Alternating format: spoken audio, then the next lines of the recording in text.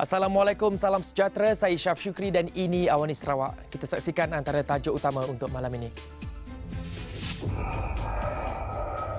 Dalam hayatnya Sultan Ahmad Shah sangat rapat dengan Sarawak. Sarawak terima manfaat jika ibu negara Indonesia pindah ke Kalimantan. Stesen pengisian hidrogen dilancar dalam waktu terdekat.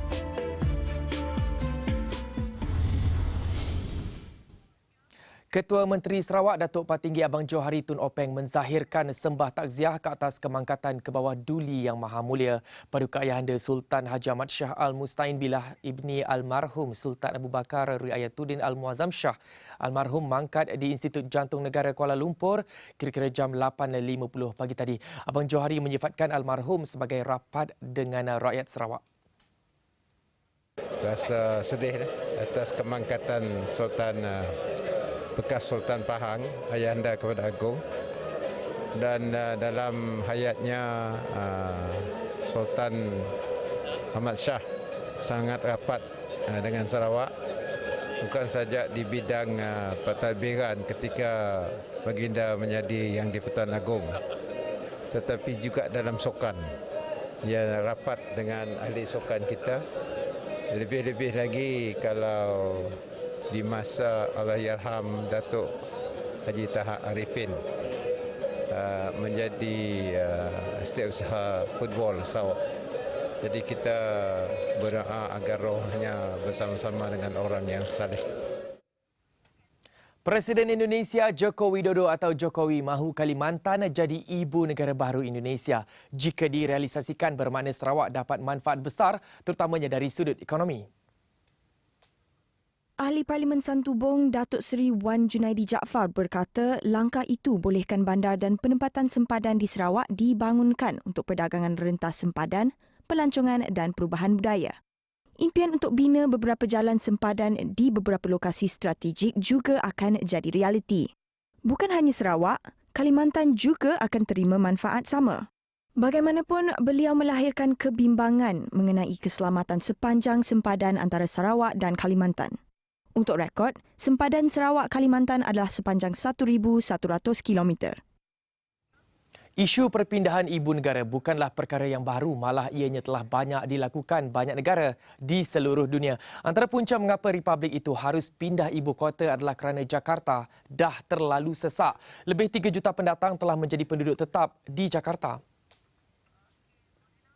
Jokowi menyebut 3 lokasi di Kalimantan yang dilihat berpotensi menggantikan Jakarta. Kalimantan Tengah, Kalimantan Barat dan Kalimantan Timur. Sebab lain mengapa Jokowi rasakan perlu untuk tindakan ini dibuat adalah faktor alam sekitar. Di Jakarta, jumlah kenderaan meningkat 1 juta unit setahun. Selain masalah banjir yang kembali melanda susulan penggondolan hutan kerana pembangunan.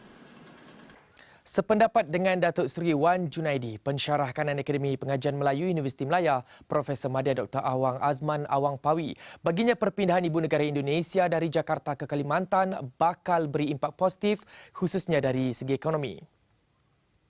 Kita lihat kawasan sempadan ada sekitar beribu kilometer kawasan sempadan tersebut sudah pasti sudah terdapat jalan raya yang lebih baik di kawasan Kalimantan.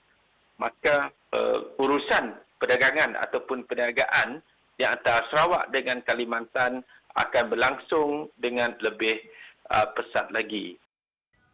Tambah beliau, cadangan Jokowi itu jika direalisasikan turut bantu tingkatkan ekonomi pelancongan dan keselamatan negeri Sarawak. Dapat lihat juga terdapat keperluan barangan yang boleh diekspor ke kawasan Kalimantan tersebut. Misalnya dari segi memperkenalkan pelancongan, memperhebatkan lagi industri pelancongan dekat Sarawak. Apabila sebuah kota baru dipindahkan daripada Jakarta ke Kalimantan, maka aspek keselamatan juga akan lebih diberikan perhatian. Sebab ia merupakan pusat pentadbiran, maka keselamatannya akan dipertingkatkan lagi. Dr. Awang Azman turut melihat kepada impak negatif di sebalik perkara ini. Jika tidak kena caranya, hutan Borneo yang diiktiraf sebagai jantung dunia mungkin jadi korban pembangunan. Nilai-nilai yang penting kepada ekosistem di Borneo ini akan terjejas. Aspek yang terjejas ini bukan saja akan memberi impak kepada Kalimantan, tapi memberikan kesan juga kepada Sabah, Sarawak dan Brunei. Dalam pada itu, kos sara hidup penduduk Sabah dan Sarawak berpotensi meningkat. Selain itu, kes jenayah turut dibimbangi meningkat sekiranya pantauan keselamatan tidak diambil kira. Black economy seperti penyelundupan akan menjadi lebih pesat lagi dan peresapan masuk dari orang daripada Kalimantan yang cuba menghindarkan diri daripada pembangunan pesat di Kalimantan itu sendiri akan menyeberang ke Sabah atau ke Sarawak. Yang ini akan memberi kesan kepada mengenai isu pendatang asing yang dijangka akan semakin meningkat tanpa kawalan yang ketat di kawasan keselamatan. Sebab itu kita lihat bahawa negeri kita dari masa ke semasa bertukar pimpinan tetapi terus berjalan dengan baik untuk memajukan masyarakat kita di antara Islam dan juga bukan Islam. Pemimpin bersilih ganti namun kepimpinan terus berjalan dengan baik bagi majukan masyarakat Islam dan bukan Islam. Ketua Menteri Datuk Patinggi Abang Johari Tun Openg berharap rakyat Sarawak sentiasa bersyukur dengan kemakmuran dan pembangunan yang dikecapi ketika ini. Berucap dalam majlis sambutan nuzul Al-Quran peringkat negeri Sarawak 2019 di Masjid Setia Raja Mukah, Abang Johari mengingatkan masyarakat majmuk di Sarawak bersyukur dengan kesungguhan pemimpin negeri membangunkan ekonomi dan kesejahteraan rakyat. Tegasnya dengan keadaan aman ini, rakyat dapat menunaikan tanggungjawab berteraskan Al-Quran sebagai asas. Dalam perkembangan berkaitan, Abang Johari memaklumkan kerajaan Sarawak telah memperuntukkan dana sebanyak 11 bilion ringgit. Dana ini bagi membangunkan projek jalan pesisiran dan jambatan di sekitar laluan berkenaan. Dan kita sedang hendak merapatkan lagi kawasan-kawasan di kawasan Batang Rajang ini dengan membangunkan jaringan jalan raya. Di samping itu kita juga membangunkan jambatan-jambatan yang harus kita bangunkan.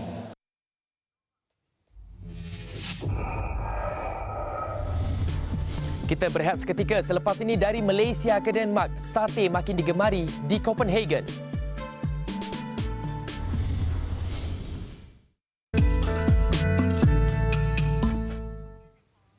Bertemu semula. Sarawak Energy Berhad jadi perintis kepada teknologi hijau di Asia Tenggara. Loji perintis bagi menghasilkan hidrogen dan stesen pengisian hidrogen dibangunkannya dijangka dilancarkan dalam waktu terdekat.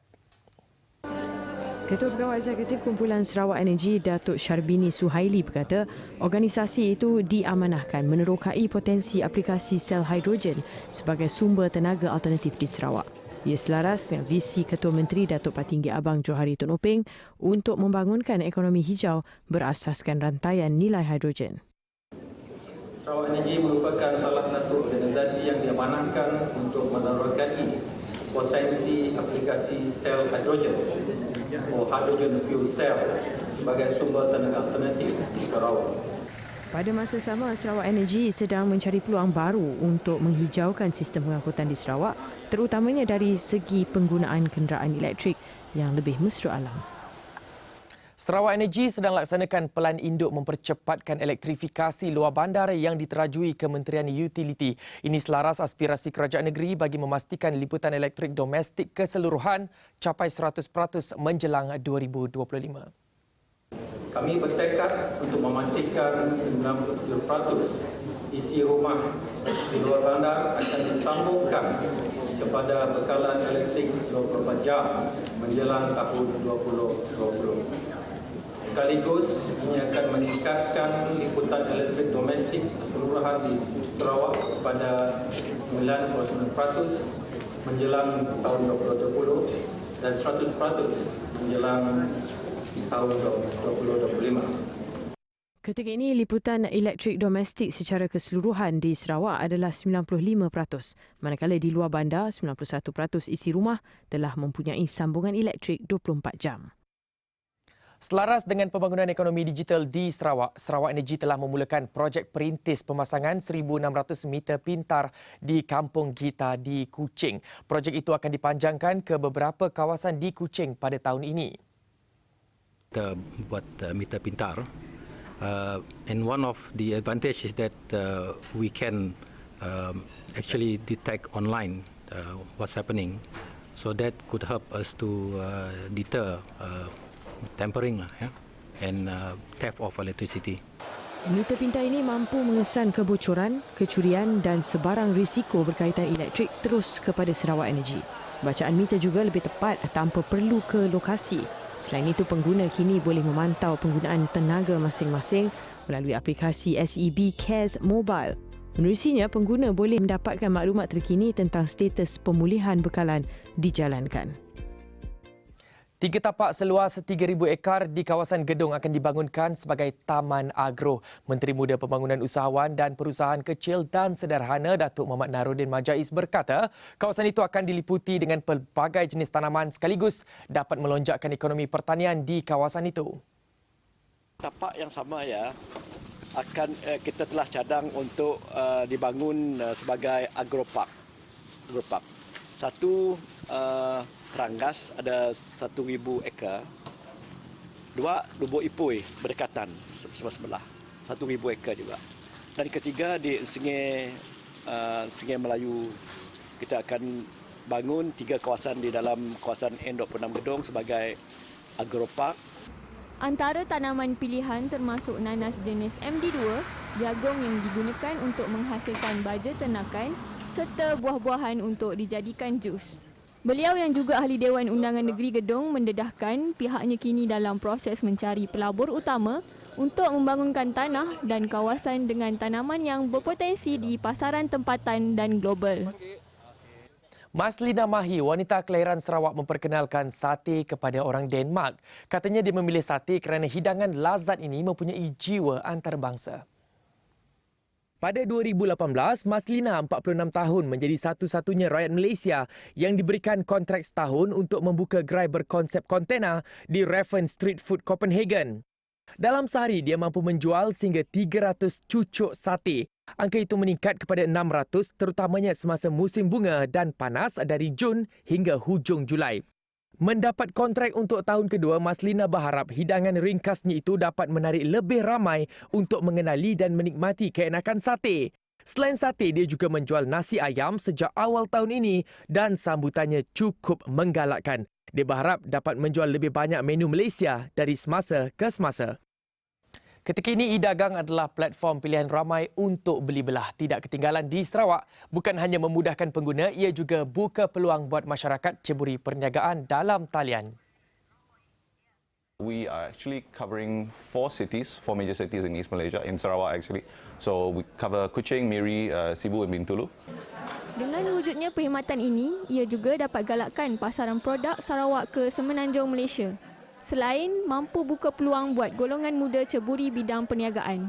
Sarawak is, I think it's poised for growth in the next coming year, right? So I think there's a lot of opportunities for lots of young entrepreneurs to pick up businesses, start social selling through Sarawak. I think Sarawak is also very unique in types of the products and the offerings that they can offer the rest of Malaysia, for example. So there's definitely a lot of opportunity there. If there is a need for delivery services or e-commerce services, we can definitely support. Like I said, hopefully by middle of next year, we should be able to have full coverage. Dengan itu, sekian Awani Sarawak untuk hari ini. Saya Syaf Syukri. Assalamualaikum dan salam hormat.